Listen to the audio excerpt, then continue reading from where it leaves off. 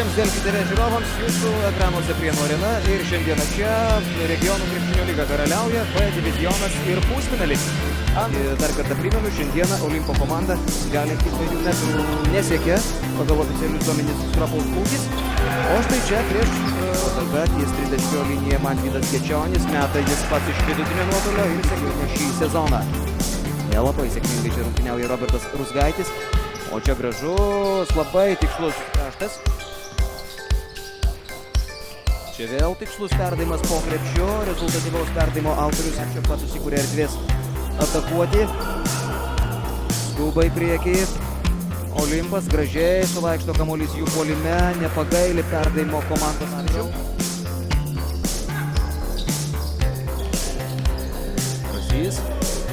Ir štai kaip Deividas Rasys įveikia lieka aikštelę.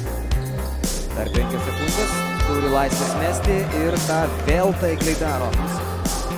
Jis ir Jurkaitis yra apjungęs Olimpo lyderiai, o čia dar viena tritaškį kala ir labai 11 taiklių iš 19, 58%, taigi taiklumas žymiai geresnis svečių pusėje. Čia pirmasis šių rungtynių dėjimas nuo Robertas Rusgaitis, 12 numeris, čia kokį metimą iš 3 taškų zonos pataiko Renaldas Simonavičius. Taip pat šiek tiek sėkmingiau Staniškis, oi, kokį tritaškį metimą pataiko Modestas Jurkaitis, bet kiek dar jų primėtys šiandieną svečiai, štai kaip išmaudytas dabar Tadas Padėgimas taškų.